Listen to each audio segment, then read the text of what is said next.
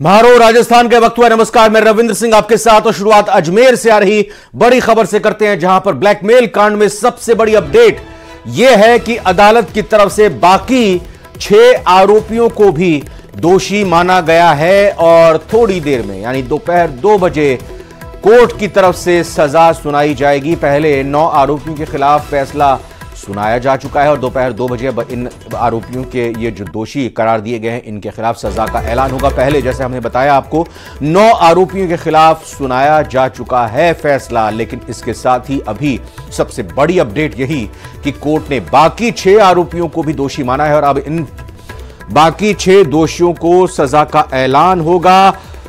दोपहर 2 बजे का वो वक्त मुकर्रर किया गया है अदालत की तरफ से, जो ऐलान किया जाएगा सजा का दोपहर 2 बजे। और इसी लिहाज से अभी सबकी नजर इस बात पर टिकी हुई है कि कोर्ट की तरफ से क्या आदेश निकलकर सामने आता है।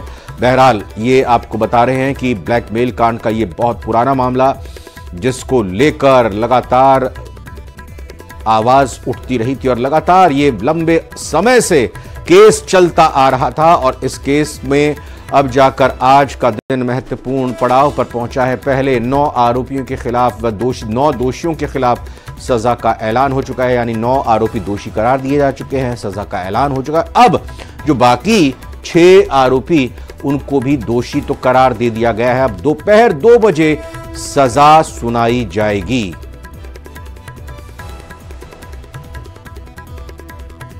अशोक सिंह भाटी हमारे साथ जुड़ चुके हैं और जानकारी के लिए संपर्क करते हैं सीधा। तो दोपहर 2 बजे इन 6 दोषियों के खिलाफ भी बताया जाएगा कि इनको क्या सजा दी जा रही है। जी बिल्कुल, दोपहर 2 बजे जो है सजा का ऐलान हो जाएगा, किस तरह की सजा होनी है इसका ऐलान होने वाला है। लेकिन दोषी सभी को मान लिया गया है। जो 6 आरोपी हैं जो बाद में गिरफ्तार हुए थे इस मामले में, इन सभी 6 आरोपियों को जो न्यायालय हैं, पॉक्सो एक्ट न्यायालय संख्या 2 ने, जो उनके न्यायाधीश हैं, उन्होंने जो दस्तावेज, जो गवाह है, जो आर्टिकल पेश किए गए थे उसके आधार पर सभी को दोषी मान लिया है। 2 बजे फैसला आने वाला है और इस फैसले के बाद जो कई जो महिलाएं हैं, कई जो लड़कियां हैं, उनको राहत मिलने वाली है, क्योंकि उनका ये जो इंतजार है वो लंबे समय से था, 32 साल से था। इस मामले में 18 आरोपी थे, उसमें से ये 6 जो आरोपी हैं उनको जो है अब सजा का जो है ऐलान होने वाला है। जो पूर्व में जो सजा हुई थी उसमें जो लोअर कोर्ट है उसने जो है 9 आरोपियों को आजीवन कारावास की सजा सुनाई थी। उसके साथ ही जो एक आरोपी ने जो है सुसाइड कर लिया था, एक आरोपी अभी भी जो है विदेश में है, वो फरार है। तो ऐसे ही जो बचे हुए 6 आरोपी थे उनको लेकर जो है लंबी बहस चली थी और उस बहस के बाद जो है इस मामले में आज जो है सजा का ऐलान जो है कुछ देर में होने जा रहा है। जी बिल्कुल, और इससे पहले जैसा हम बता भी रहे हैं दर्शकों को, लगातार 9 दोषी जो करार दिए जा चुके हैं उनके लिए सजा का ऐलान हो चुका है। लेकिन आज के इस घटनाक्रम पर चाहेंगे आप और विस्तार से जानकारी दें।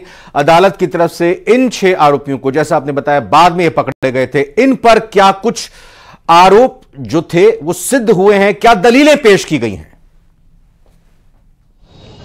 जी बिल्कुल, आरोप इन पर यही था कि इन्होंने जो है लड़कियों को लेकर जो है फोटो के साथ साथ उनको वायरल करने का काम किया था, साथ साथ ये भी उसमें शामिल थे, कहाँ ले जाने का काम था, कहाँ नहीं था। इन सभी मामलों में ये जो नफीस चिश्ती है, जहीर हुसैन है, सलीम चिश्ती है, आप नजर रखिए क्योंकि दोपहर 2 बजे तक इस मामले में बड़ी खबर निकलकर सामने आएगी। लेकिन फिलहाल बीजेपी मुख्यालय का रुख करते हैं। जयपुर में मुख्यमंत्री भजनलाल शर्मा वहां पहुंचे हैं। बीजेपी का सदस्यता अभियान, जिसमें टारगेट रखा गया 1 करोड़ मेंबर्स बनाने का, पहुंचे हैं मुख्यमंत्री भजनलाल शर्मा। कार्यकर्ताओं की तरफ से उनका स्वागत किया जा रहा है और कार्यकर्ताओं की तरफ से स्वागत में कोई कोर कसर नहीं छोड़ी गई है। बाकायदा फूलों के गुलदस्ते के साथ, मालाओं के साथ यहां पर पहुंचे हैं। 1 करोड़ सदस्य बनाने का बीजेपी की तरफ से लक्ष्य रखा गया है और मुख्यमंत्री इसी अभियान की शुरुआत करने के लिए, इसी अभियान को आगे बढ़ाने के लिए यहां पहुंचे हैं। कार्यकर्ताओं के साथ बड़ी गर्मजोशी के साथ बातचीत होती हुई पार्टी ऑफिस में इस कार्यशाला का आयोजन है। सेमिनार एक तरह से कहें कि यह है, जिसमें कार्यकर्ताओं को टिप्स दी जाएंगी, उनको बताया जाएगा कैसे पार्टी को और आगे लेकर जाना है, कैसे पार्टी को और भी समृद्ध कार्यकर्ताओं के साथ बनाना है, क्योंकि कार्यकर्ता ही बीजेपी की रीढ़ की हड्डी बीजेपी की तरफ से कही जाती है, होती है। बाबूलाल धायल हमारे सहयोगी लाइव इस वक्त जुड़ रहे हैं, लगातार जानकारी हम उनसे लेंगे इस पूरी खबर पर। तो बड़ा एक टारगेट और मुख्यमंत्री खुद अगुवाई करते हुए बीजेपी प्रदेश अध्यक्ष के साथ? बाबूलाल जी देखिए, बहुत बड़ा मौका है। बीजेपी अपना जो मेंबरशिप कैंपेन है उसकी शुरुआत करने जा रही है और इस कड़ी में आज एक कार्यशाला का आयोजन किया गया है। मुख्यमंत्री पहुंच गए हैं। तो बीजेपी ने तय किया है कि कम से कम वो 1 करोड़ सदस्य बनाएगी। जो भी पुराने सदस्य होते हैं, मेंबरशिप का नया कैंपेन शुरू होते ही उनकी जो पुरानी सदस्यता है वो अपने आप ही जो है खत्म हो जाती है और नए सिरे से पार्टी के कार्यकर्ताओं को मेंबरशिप लेनी पड़ती है। तो बीजेपी की एक सतत प्रक्रिया है जिसके जरिए वो अपने संगठन को ग्रास रूट तक लेके जाती है। उसमें प्रधानमंत्री से लेकर के निचले स्तर पर, मंडल स्तर, बूथ स्तर पर काम करने वाले जितने भी कार्यकर्ता होते हैं उन सबको रिन्यूअल कराना होता है अपनी मेंबरशिप का। तो इसी कड़ी में एक बहुत बड़ा अभियान पार्टी देश भर में शुरू कर रही है और इस कड़ी में राजस्थान का जो अभियान होगा तो उसकी कार्यशाला का आगाज आज से किया जा रहा है। आने वाले दिनों में बीजेपी के कार्यकर्ता गाँव में, कस्बों में काम करते हुए नजर आएंगे। आम जनता के बीच में जाकर उनसे मेंबर बनने की जो है वो गुजारिश करते हुए दिखेंगे। तो बीजेपी ने तय ये किया है कि कम से कम 1 करोड़ वो राजस्थान में सदस्य बनाएगी। इसके अलावा कम से कम 80,000 जो है वो सक्रिय सदस्य बनाने की उसकी योजना है। तो इसके जरिए पार्टी जो है ऐसे वक्त में इस अभियान को हाथ में ले रही है जब 6 विधानसभा की सीटों पर उपचुनाव होना है। इसके अलावा जहां जहां पर पार्टी हारी इस बार लोकसभा के चुनाव में, वहां पर भी पार्टी अपने संगठन को और मजबूती देने की कोशिश करेगी। जहां जिन बूथों पर पार्टी कमजोर रही है वहां पर वो अपने सदस्यों की संख्या का जो आंकड़ा है उसको भी बढ़ाने की कोशिश करेगी। प्रदेश अध्यक्ष नए हैं, प्रदेश के जो प्रभारी बनाए गए हैं वो भी नए हैं। तो ऐसे में बहुत चुनौतियां भी हैं क्योंकि मदन राठौड़ जो है उन्होंने जिलाध्यक्ष के रूप में तो काम किया है, विधायक के रूप में भी उन्होंने काम किया है। अभी वो राज्यसभा के सदस्य हैं, सरकारी उप मुख्य सचेतक रह चुके हैं। नहीं, पूरे राजस्थान को जानना, समझना और दौरे करना अब उनके लिए किसी चुनौती से कम नहीं है। और ऐसे में मदन राठौड़ को भी साबित करना होगा कि 71 साल की उम्र में उनमें बहुत सियासत बाकी है और बहुत मेहनत करके और वो पार्टी ने जो भी लक्ष्य दिया उसको पूरा करने की पूरी ताकत रखते हैं। उनको सहयोग पूरा मिलेगा क्योंकि सूबे में सरकार बीजेपी की है और केंद्र में मोदी सरकार है। तो ऐसे में डबल इंजन की सरकार का जो फायदा है उसे उठाने की भी बीजेपी पूरी कोशिश करेगी। और इसी कड़ी में अभियान जो है वो गांव-गांव, शहर, कस्बों में आने वाले दिनों में इसकी गूंज सुनाई पड़ेगी। सारे कार्यकर्ताओं को आज टास्क दी जाएगी कि उन्हें किस तरह से काम करना है, कैसे लोगों को जोड़ना है और कैसे आम जनता के बीच में बीजेपी को और ज्यादा लोकप्रिय बनाना है। तो इसी कड़ी में आज की जो कार्यशाला ये बहुत ही महत्वपूर्ण मानी जा रही है। इस कार्यशाला में बीजेपी के पदाधिकारी मौजूद रहेंगे, पूरे प्रदेश भर से आए हैं सभी ये पदाधिकारी? जी बिल्कुल, पदाधिकारी भी हैं, इसके अलावा जिलाध्यक्ष हैं, जिलों के प्रभारी हैं।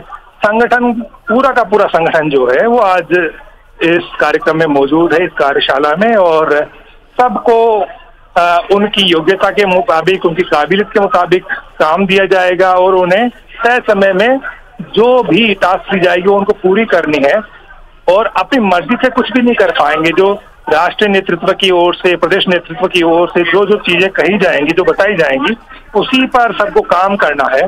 तो ये कोई आसान काम नहीं है क्योंकि ये जो अभियान है वो बहुत बड़े स्तर पर चलेगा और उसमें तमाम नेताओं के दौरे भी होंगे, केंद्र के नेता भी आएंगे, बड़ी बड़ी बैठकें भी होंगी और पार्टी आम जनता को ये भरोसा दिलाने की कोशिश भी करेगी कि राजनीति में बीजेपी का कोई विकल्प नहीं है, बीजेपी का कोई विकल्प नहीं है। तो ऐसे में माना यही जा रहा है कि बीजेपी आने वाले दिनों में जो कमजोर कड़ियां रह गई थी उसके संगठन में उनको वो दूर करने की कोशिश करेगी क्योंकि पार्टी हमेशा ये दावा करती रही है कि वो बहुत मजबूत है, लेकिन इनकी चूते जो है हारनी पड़ी लोकसभा के चुनाव में। तो वहां पर वो जो हारनी पड़ी इस बार लोकसभा के चुनाव में, तो वहां पर वो जो है अपनी ओर से और ज्यादा कोशिश करेगी कि संगठन में कमियां कहां पर है, क्या ऐसे कई बड़े वर्ग हैं जो उसे छिटक रहे हैं, वहां से कैसे जो है युवाओं को नजदीक लाया जाए, महिलाओं को और ज्यादा नजदीक लाने की कोशिश की जाए। तो इस बाबत जो है बीजेपी बहुत सोच समझ करके रणनीति बना रही है ताकि ये जो अभियान है ये सफलता की ऊंचाइयों को छुए और कहीं भी किसी तरह की दिक्कत पेश ना आए और जो कमियां रह गई है उनको दूर करके बीजेपी अपने आप को एक अजय पार्टी बना लेना चाहती है। दावा ये किया जाता है कि बीजेपी पूरी दुनिया की सबसे बड़ी पार्टी है और उसके 10 करोड़ से ज्यादा सदस्य हैं। तो ऐसे में माना यह जा रहा है कि अभियान जब गांव-गांव, कस्बे-कस्बे जाएगा और बड़ी बड़ी कार्यशालाएं होंगी, कार्यक्रम होंगे, तो आम जनता को और ज्यादा नजदीक लाने की पार्टी कोशिश करेगी। वो अपने वोट बैंक को भी बढ़ाने की कोशिश करेगी और अपने कुनबे का विस्तार करके वो आम जनता को भरोसा दिलाने की कोशिश करेगी कि बीजेपी के आसपास न तो कोई पार्टी है और ना ही कोई पार्टी आने वाले दिनों में उसकी जगह ले सकती है, क्योंकि ये पार्टी न केवल कार्यकर्ताओं की है बल्कि आम जनता के हितों के लिए फैसले लेती है। और पीएम नरेंद्र मोदी ने जिस तरह का काम किया है उस काम को भी इस अभियान के जरिए प्रसारित करने की भी एक कोशिश रविंदर बीजेपी आने वाले दिनों में करेगी। और देखिए माइक्रो लेवल पर वो लेकर जा रहे हैं, हर बूथ पर 200 कार्यकर्ता जुटे, ये पूरा प्रयास किया जा रहा है। इस पर तो जानकारी आप दीजिए ही दीजिए, लेकिन साथ ही साथ हमें यह भी बताइए कि अभी फिलहाल मुख्यमंत्री से पहले बीजेपी को कौन कौन दिग्गज पहुंच चुके हैं।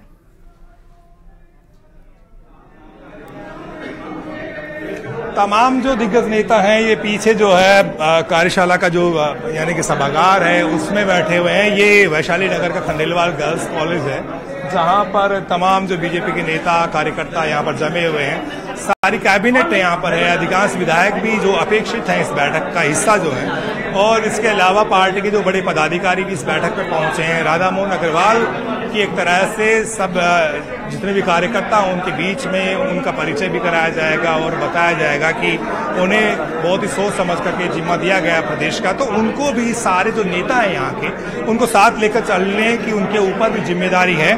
और राज्यसभा की एक सीट के लिए कल नामांकन की आखिरी तारीख है, उससे पहले ये कार्यशाला आयोजित हो रही है। इसका मतलब ये भी है कि केंद्र की ओर से जो भी नाम तय किया जाएगा उसका तमाम लोग जो है समर्थन करेंगे और पार्टी जो है यहाँ से उन्हें निर्वाचित करके भेजेगी, क्योंकि पार्टी के पास में पूर्ण बहुमत है। और कांग्रेस जो है लग नहीं रहा कि कोई अपना उम्मीदवार भी उतारने की कोशिश करेगी, क्योंकि अगर एक वोट भी इधर उधर होता है तो पार्टी की मुश्किलों में इजाफा हो जाता है, पार्टी अपनी ना कटवा लेती है। तो ऐसी सूरत में बीजेपी के लिए एक वाकओवर है और पार्टी आसानी से वो चुनाव जीत जाएगी। नाम का इंतजार है। आज कई नेताओं से हमारी बात भी हुई तो उन्होंने कहा कि हमें अभी तक पता नहीं चला है, लेकिन दोपहर बाद में हो सकता है कि दिल्ली से जो है नाम आ जाए। लेकिन कुल मिलाकर इस वक्त जो है वो चर्चा बीजेपी के सदस्यता अभियान की कार्यशाला को लेकर है और तमाम जो बीजेपी के नेता कार्यकर्ता हैं वो भीतर अभी जमे हुए हैं। 650 के आसपास कार्यकर्ताओं को यहाँ पर बुलाया गया है और पूरे प्रदेश में इस अभियान को कैसे चलाया जाना है इसको लेकर के और दिशा निर्देश इस बैठक के जरिए, इस कार्यशाला के जरिए दिए जाएंगे आज। बिल्कुल बाबूलाल, ये बात तो अपने आप में महत्वपूर्ण है ही कि ये संगठन को मजबूत करेगा, पार्टी का दायरा बढ़ाएगा, लेकिन साथ ही साथ सरकार और संगठन इनके बीच में भी समन्वय और बेहतर और मजबूत बनाएगा।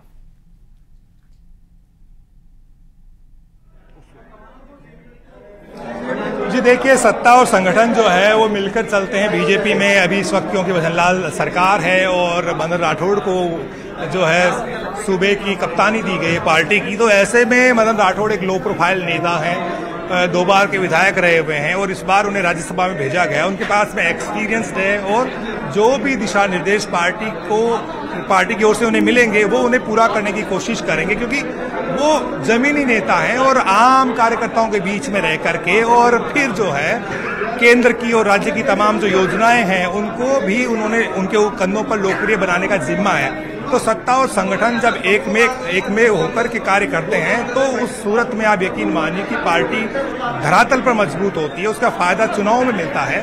बीजेपी के सामने आधा दर्जन सीटों पर जो उपचुनाव है वो एक बड़ी चुनौती है। पार्टी के पास हालांकि एक ही सीट थी, 5 सीटें जो है वो अपोजिशन के पास में थी, तो ऐसे में बीजेपी को कोशिश करनी होगी कि जो एक सीट है सलूम्बर वाली वो तो उसके पास आए ही, साथ में जो 5 सीटें और थी, जो 5 जो विधायक थे जो कि सांसद बन गए लेकिन वो विपक्ष के थे, वहां पर भी कम से कम 2 से 3 सीटें अगर बीजेपी जीतती है तो फिर भजनलाल शर्मा का कॉन्फिडेंस बढ़ेगा, पार्टी के कार्यकर्ताओं का हौसला बढ़ेगा और जो चुनौतियां भी आने वाले समय में बीजेपी के सामने आएगी तो बड़ी होशियारी के साथ में, बड़ी मुस्तैदी के साथ उन चुनौतियों से पार पाया जा सकता है। और जो विरोधी धड़ा है जो हर एक फैसले पर सरकार की खिंचाई करने की कोशिश करता है अंदर खाने, तो उनको भी एक जवाब मिलेगा कि भजनलाल शर्मा की लोकप्रियता चरम पर है और वो आम जनता का भरोसा जीत पाने में कामयाब रहे हैं।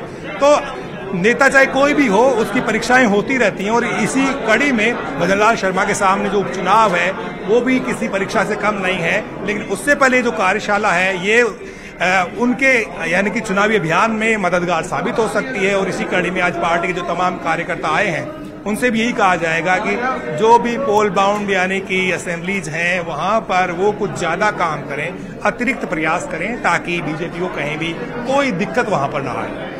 बहुत बहुत धन्यवाद बाबूलाल धायल। आप नजर बनाकर रखें क्या कुछ आज की इस कार्यशाला से निकलकर सामने आ। इस दौरान बीजेपी की कार्यशाला में किरोड़ी लाल मीणा पहुंचे हैं। मीडिया कर्मियों से बातचीत में किरोड़ी लाल बोले कि मैंने इस्तीफा दे रखा है, अभी मैं कैबिनेट का सदस्य नहीं हूं, मुझे किसी से कोई नाराजगी नहीं है, भवानी जग जाएगी तो मान जाऊंगा। SC/ST आरक्षण पर उन्होंने कहा कि मैं सुप्रीम कोर्ट के फैसले का सम्मान करता हूं। भारत बंद करने वाले राजनीतिक रोटियां सेक रहे हैं। सुप्रीम कोर्ट ने ऑब्जर्वेशन दिया है, भारत बंद की कोई आवश्यकता नहीं है।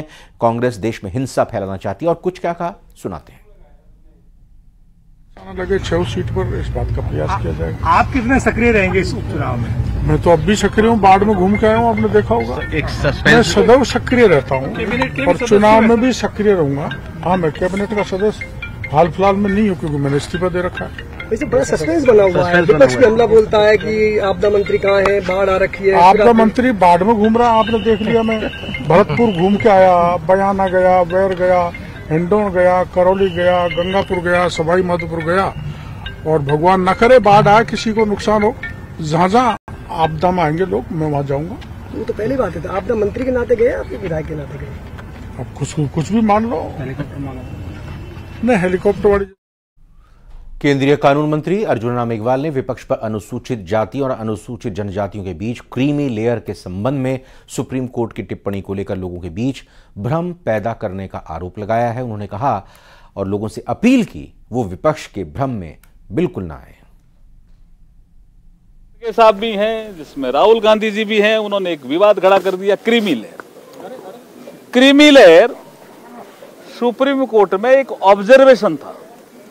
सुप्रीम कोर्ट के फैसलों को पढ़ने से ये ज्ञात होता है कि ऑब्जर्वेशन पार्ट अलग होता है, जिसको हम टिप्पणी कहते हैं, और निर्णय पार्ट अलग होता है, जिसमें डायरेक्शन होते हैं। तो क्रीमी लेयर का जो मामला है, that is a observation of the supreme court, that is not part of the decision. और subcategorization of the schedule caste, it is a part of the decision, और उसमें राज्यों को अधिकार दिया है। कोई कंफ्यूजन नहीं रहना चाहिए। विपक्ष इसमें भी भ्रम फैला रहा है, और मैं अनुसूचित जाति वर्ग से या अनुसूचित जनजाति वर्ग से अपील करता हूं कि विपक्ष के भ्रम में वो नहीं आए। ये डूंगरपुर की बड़ी खबर आपको बताते हैं, जहां पर SC ऑफिस पर शव रखकर प्रदर्शन के मामले में शव एम्बुलेंस से निकालकर ऑफिस के गेट पर रखा है।